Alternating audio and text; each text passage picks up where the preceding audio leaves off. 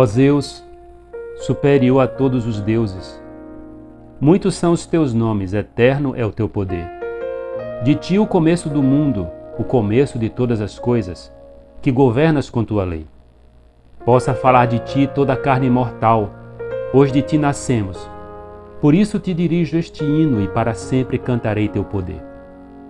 Todas as ordens dos céus, girando ao redor da terra, com seus astros, pequenos e grandes, obedece à tua palavra. Como és grande, Rei supremo e eterno, nada foi feito sem ti, nem na terra, nem no céu, nem no mar, a não ser o que fazem os maus em sua própria loucura.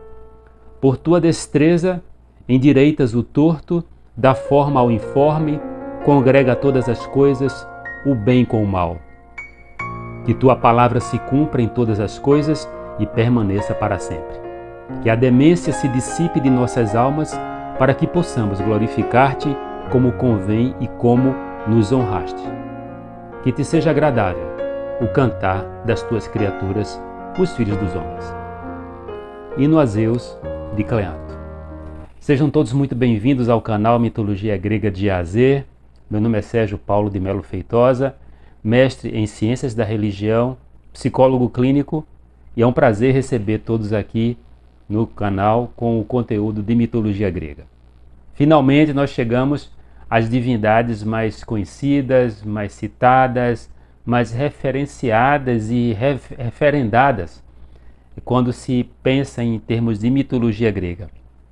Até a pessoa mais leiga com certeza já ouviu falar dos deuses olímpicos, que é esse agora que nós estamos começando hoje a citar. Bom, mas antes de nós darmos qualquer tipo de continuidade, quero deixar aqui um forte abraço aos novos inscritos. Quero deixar aqui um abraço para o Ariel Bruno e o Wendel Freitas, pessoas que se inscreveram. E quero também deixar um forte abraço a todas as pessoas que se inscreveram, mas infelizmente eu não consegui identificar, mas que têm acompanhado e reagido aos conteúdos do canal. Se você chegou até aqui por alguma indicação do YouTube, vou pedir que você se inscreva no canal, que você ative as notificações, dê o seu like e que convide pessoas que você sabe que gostam do tema mitologia grega, mitologia comparada, para com que possa, junto aqui com todos que estão inscritos, né, já passamos de 400 inscritos no canal, é um canal pequeno, mas mediante a proposta do canal é um número muito significativo, mas o meu interesse é que de fato o canal cresça mais. Sejam todos muito bem-vindos.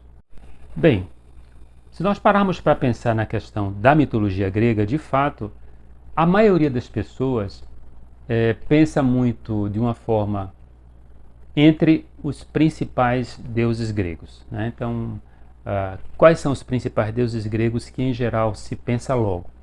Um Zeus, um Apolo, uma Afrodite, o Ares e por aí vai.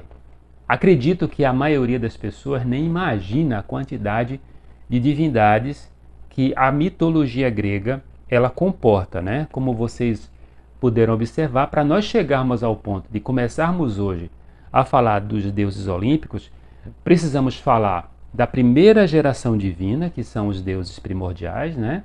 Depois passamos pela geração dos titãs, com um número muito grande de divindades, até chegar ao ponto de uma espécie de amadurecimento, se é que eu posso falar assim, do mito grego, para com que a gente possa começar a pensar em relação à mitologia direcionada aos deuses olímpicos, que são 12 deuses principais. Existem acréscimos à mitologia grega, no caso do deus Dionísio e do deus Hades, que são acréscimos posteriores. Na verdade, os 12 principais, né, que são os 6 irmãos, os 5 irmãos e depois os 7 filhos de Zeus, com algumas outras divindades, inclusive com a própria deusa Hera, esses compõem o complexo principal, o complexo mais elaborado do mito grego,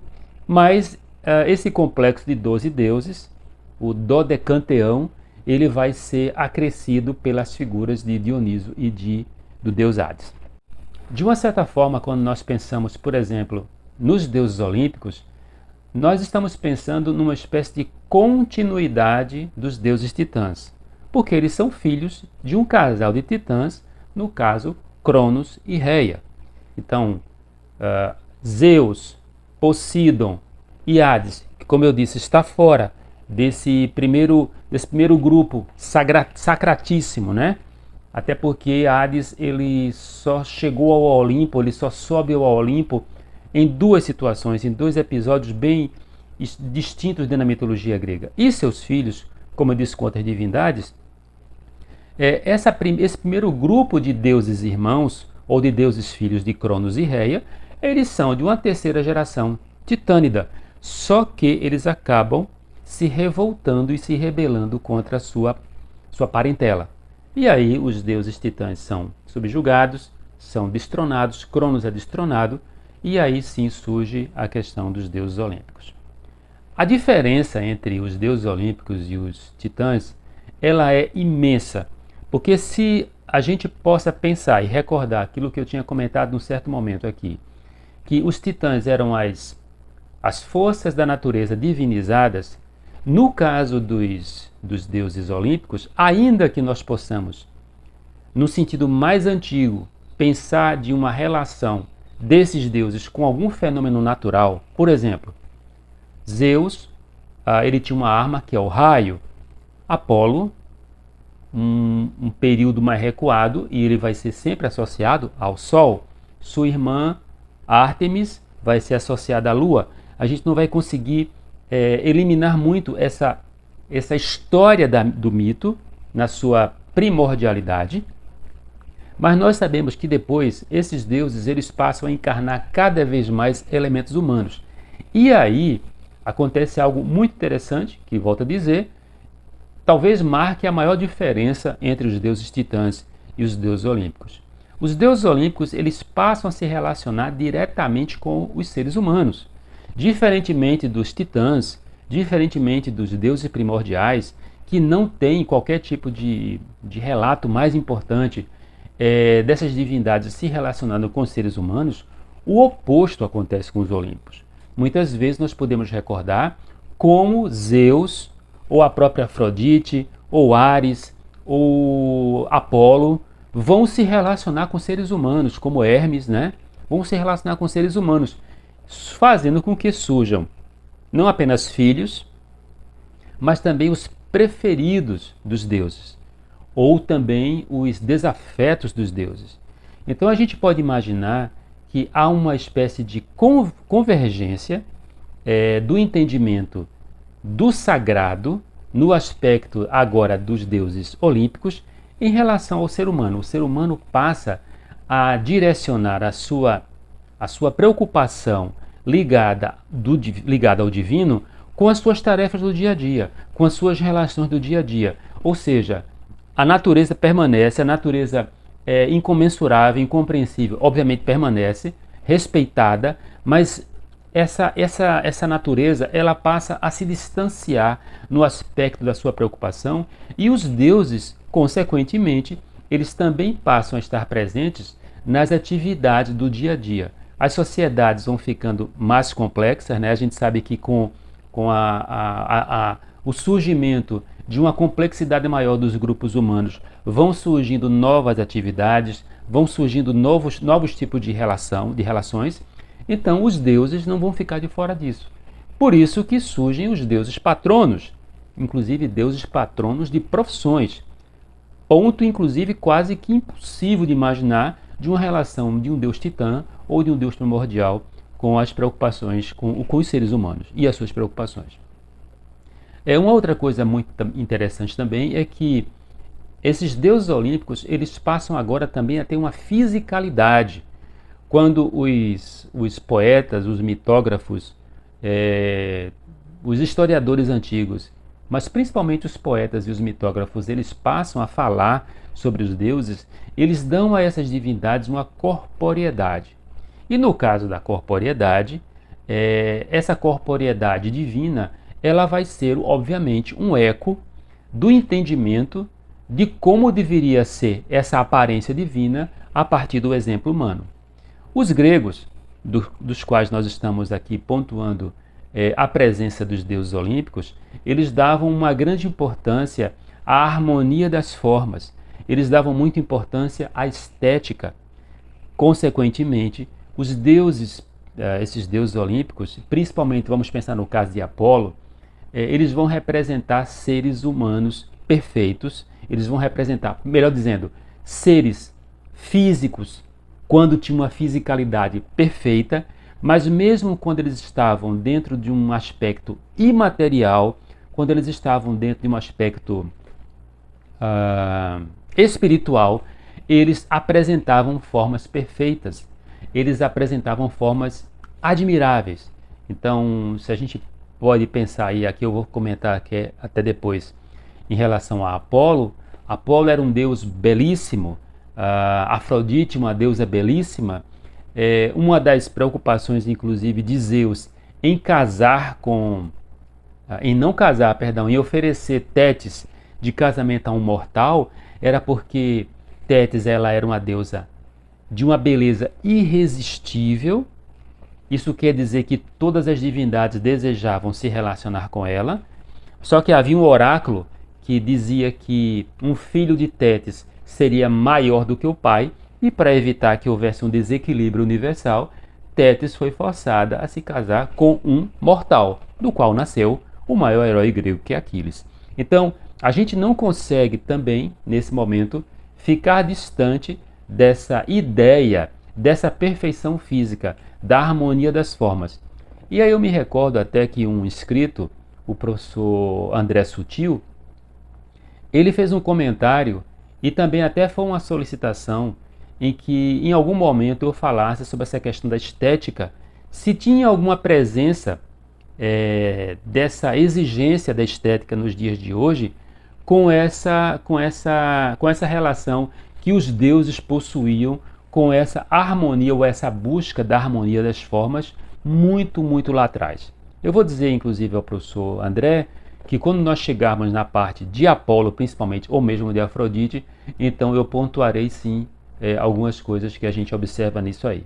Mas enfim, então, além disso, então a gente sabe que então eles são vistos com uma fisicalidade, eles podem ser vistos com uma fisicalidade, eles podem se relacionar, né, os deuses se relacionam com os seres humanos, e é uma coisa muito interessante também, que também marca uma grande diferença. Os seres divinos, esses seres divinos, eles são muitas vezes confrontados pelos seres humanos. Então, muitas vezes eles até são achincalhados, eles são ridicularizados pelos seres humanos, que é algo que é muito diferente do que a gente pode encontrar na relação das pessoas com suas divindades. Nós podemos imaginar, por exemplo, que alguma pessoa xingasse um deus. Em algumas religiões, principalmente a religião formal cristã, em certa época se dava morte, né? Então, se não der, inclusive hoje em dia, se você for fazer algum tipo de qualquer crítica, vamos imaginar dentro de um templo a Deus ou a Jesus, você corre o risco de uma certa forma, de você ser taxado de impenitente ou de herético, por aí vai. No caso dos deuses gregos, eles recebiam crítica dos seres humanos. E não dava muita coisa para os seres humanos, a não ser que esse ser humano ele insistisse na sua crítica. Eu me recordo plenamente aqui do confronto que existe no mito entre Atena e Aracne, em que Atena tenta várias vezes fazer com que Aracne caísse numa espécie de reflexão de que ela estava cometendo crime de impiedade, e Aracne vai, ainda que não soubesse, num certo momento, não soubesse quem é que estava quem é que estava fazendo com que houvesse uma ponderação. Quando Atena se revela como a deusa, Aracne não se intimida. Aracne continua enfrentando Atena, até que a gente sabe que elas entraram numa competição, mas eu não quero aqui adiantar em relação a esse mito, porque é um mito muito interessante, muito legal. Então, os deuses gregos, eles passam a ser criticados. Inclusive isso tem no momento da Odisseia, em que Zeus chega a dizer que os seres humanos culpavam os deuses de tudo. Há uma citação muito interessante aqui na Odisseia, tá? Na Odisseia, em que o poeta diz o seguinte, em relação à crítica, por exemplo, que os seres humanos faziam em relação aos deuses. O primeiro a dirigir-lhes a palavra foi o pai dos homens e dos deuses. Pairava ali na mente a recordação do irrepreensível Egisto, em tese, né? Morto pelo famoso Orestes, de irrepreensível ele não tinha nada. Morto pelo famoso Orestes, filho de Agamenon, estimulado por ela, assim falou aos imortais. Ah, de que maneira os mortais censuram os deuses! A dar-lhes ouvidos, de nós provém todos os males, quando afinal por sua insensatez e contra a vontade do destino, são eles os autores de suas desgraças. O poeta está dizendo aqui que os seres humanos, em geral, eles colocavam muito sobre os ombros dos deuses todas as críticas, né? Então, deu errado alguma coisa, foram os deuses, né? Deu errado, foram os deuses, enfim. Como eu disse num certo momento, a ideia desse confronto ou até dessa proximidade do que se entendia serem os deuses, favorecia que esses deuses fossem confrontados. E os textos, eles são muito condescendentes, a não ser que houvesse um crime de impiedade muito grande, como no caso de Licaon, como no caso da própria Aracne, né? Tem alguns criminosos famosos dentro do mito, e quando eu falo criminosos, eu falo no sentido de crime de impiedade. Quando eles exageravam o confronto com os deuses, e os deuses, de uma certa forma, não tinha muita saída, né? Bom, mas enfim, então nós estamos hoje dando início à questão do estudo em relação aos deuses olímpicos. Eu vou colocar, no caso dessa relação, os 14 deuses. Primeiro, o dodecanteão tradicional, mas nesse dodecanteão eu também, obviamente, vou incluir duas divindades que são muito importantes, não podem ficar de fora, que é o caso de Dioniso e de Hades. Bem, então, a partir de agora nós estamos dando, de fato, início a esse estudo em relação aos deuses olímpicos, e que é um estudo que vai durar bastante, né, aqui dentro do canal de Mitologia Grega de A a Z. Então nós vamos ver os 6 irmãos, os 6 primeiros, os mais importantes deuses desse panteão divino, que é Zeus, Poseidon, Hades, Hera, Deméter e Héstia, e os filhos de Zeus, todos filhos de Zeus, com exceção de uma que tem uma origem muito complexa, que é Afrodite. Então, Ares, Afrodite, Atena, Ártemis e Apolo, Hermes, Hefestos e Dioniso.